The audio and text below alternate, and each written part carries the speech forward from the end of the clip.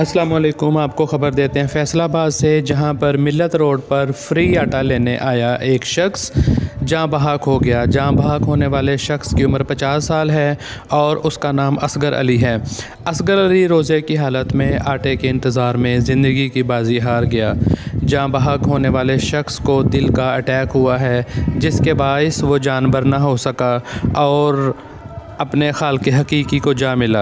Rescue ने लाश को वरासा के हवाले कर दिया।